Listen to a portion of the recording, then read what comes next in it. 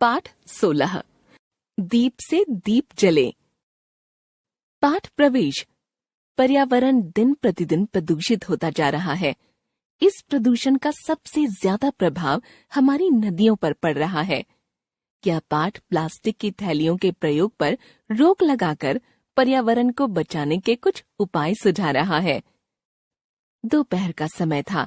सूरज आग उगल रहा था। एक मकान का दरवाजा खुला हुआ था और वहां खड़ी एक महिला पोस्टमैन से मनी ऑर्डर या रजिस्ट्री ले रही थी। सौम्या ने अपने कदम तेज किए और महिला के पास जाकर बोला, सुनिए आंटी, आपके यहाँ। भौहों पर बल डालकर वह महिला तेज आवाज में बोली, नहीं नहीं, हमें कुछ नहीं चाहिए। हम लोग बाजार से ही सारा सामान खरीदते हैं। सौम्या का चेहरा उतर गया।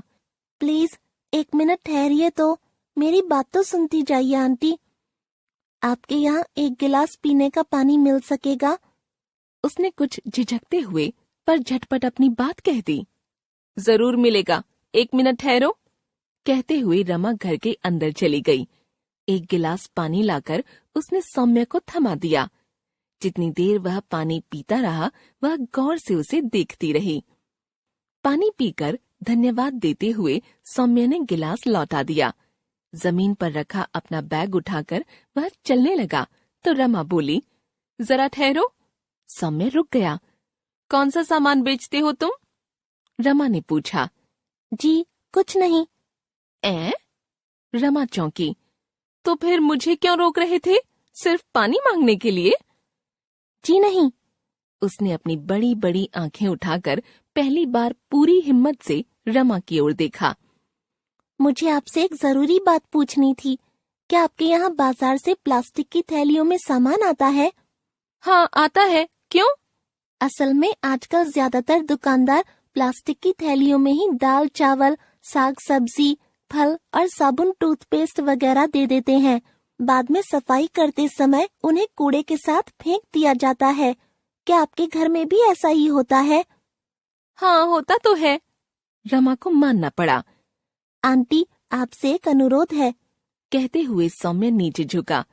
उसने जमीन पर रखे अपने भारी भरकम बैग के भीतर से कपड़े का एक झोला निकाला और आगे बढ़ा दिया। प्लीज बुरा न मानिएगा, आप आगे से अपने घर का रोजमर्रा का सामान इसमें रख कर लाया कीजिए। क्यों? रमा चौंक उठी। आंटी, हमारे मोहल्ले में 3-4 दिन पहले एक गाय मरी हुई पाई गई थी। आप जानती हैं गाय क्यों मरी थी? नहीं तो। रमा हड़बड़ा गई। सौम्या के होठों पर एक उदास मुस्कान दौड़ गई। गाय इसलिए मरी क्योंकि कूड़े के ढेर पर पड़ी प्लास्टिक की थैलियों को उसने खा लिया था और वे पेट के भीतर जाकर उसकी आंतों में फंस गई थीं। यह बात कुछ लोगों द्वारा गाय के मरने का कारण जानने के लिए कराए गए पोस्टमार्टम से पता चल पाई। ओह! रमा के माथे पर पसीना झिलमिला उठा। एक बार फिर गौर से उसने उस 12-13 साल के लड़के की तरफ देखा। भोला भाला बच्चा, गोरा रंग, सुंदर नाक नक्श, चमकती आंखें। आप क्या सोचने लगी आंटी? लड़के ने टोका। कुछ नहीं। तुम्हारा नाम क्या है बेटे, और तुम किस कक्षा में पढ़ते हो? जी, मेरा नाम सौम्या है, 8वीं कक्षा में पढ़ता हूँ। जीव जंतुओं के प्रति कितनी दया है तुम्हारे मन में? बात सिर्फ जीव जंतुओं की नहीं है। सौम्या गंभीर होकर बोला। यह प्लास्टिक तो वैसे भी हमारे पर्यावरण के लिए बहुत नुकसानदेह है। आप तो जानती ही हैं कि ये प्लास्टिक की थैलियाँ। रमा सोचने लगी कि इतनी बड़ी और समझदार होकर भी जिस बात की गंभीरता उसने आज तक नहीं समझी, उसे इतने छोटे से बच्चे ने कैसे समझ लिया। सचमुच कितनी नुकसानदेह हैं ये प्लास्टिक की थैलियाँ। न तो ये जलाने से जलती हैं और न सालों साल पड़ी रहने पर गलती हैं। हमारे पर्यावरण की सुरक्षा के लिए इनकी बढ़ती संख्या बहुत घातक है। जमीन का उपजाऊपन नष्ट करके ये उसे बंजर बना देंगी। जलाने पर इनसे निकलने वाला विषैला धुआं हमारे वायुमंडल को जहरीला बना देगा। नदी नाले में जाकर ये पानी का बहाव रोकती हैं। जानवरों के पेट में जाकर उनके प्राण ले लेती हैं। फिर भी हम लोग इन्हीं थैलियों में सामान लाना पसंद करते हैं। अपनी छोटी सी सुविधा की वजह से पर्यावरण को कितना दूषित बनाते हैं। आपको मेरी बात अच्छी नहीं लगी आंटी? रमा को सोचते हुए देखकर सौम्या ने पूछा। तुम बहुत समझदार हो बेटे। तुम्हारे कपड़े के इस झोले में ही मैं आज से सारा सामान लाया करूंगी। रमा ने हाथ बढ़ाकर झोला थाम लिया। धन्यवाद आंटी। सौम्या प्रसन्न हो गया। तुम्हारे बैग में इतने सारे झोले कहाँ से आ गए? रमा ने कोमल आवाज में पूछा। बताऊं आंटी? सौम्या मुस्कुराया। माँ के पास कपड़ों का ढेर था। उनके बदले वे कोई बर्तन लेना चाहती थीं। मैंने कहा कि बर्तन लेने के बदले वे मुझे इन कपड़ों के झोले सिल कर दे दें और यही इस बार मेरे जन्मदिन का उपहार रहेगा। ऐसा अनोखा उपहार तुम ही मांग सकते थे बेटे।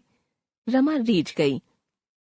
मैंने संकल्प किया है कि इन झोलों को मैं ज्यादा से ज्यादा घरों में पहुंचाऊंगा।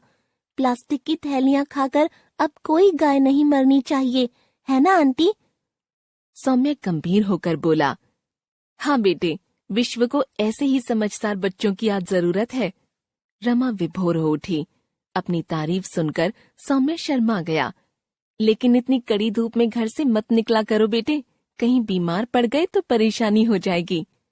रमा ने प्यार से समझाया। मजबूरी है आंटी। सुबह मैं स्कूल जाता हूँ, शाम को होमवर्क करता हूँ, दोपहर का यही समय मेरे पास फालतू रहता है। चिंता करने की जरूरत नहीं। तुमने एक दीप जला दिया है, अब इस दीप से और सैकड़ों दीप जलाने की जिम्मेदारी हम सभी की है। रमा ने कहा। जी कैसे? सौम्या कुछ समझा नहीं। पुराने कपड़ों का ढेर मेरे यहाँ भी है। मैं उनसे झोले तैयार करके अपनी कॉलोनी के घरों में पहुंचाऊंगी। फिर जिस तरह तुमने मेरे भीतर पर्यावरण के लिए चिंता जगाई है, मैं भी उसी तरह दूसरों में जगाऊंगी। देखना, बहुत जल्दी हमारे पूरे शहर में प्लास्टिक की थैलियों का इस्तेमाल बंद हो जाएगा। सच आंटी? बिल्कुल सच बेटे। रमा मुस्कुराई। और यह सिर्फ शुरुआत रहेगी। दीप से दीप जलाने की प्रक्रिया फिर अपने समूचे देश में पहुंच जाएगी।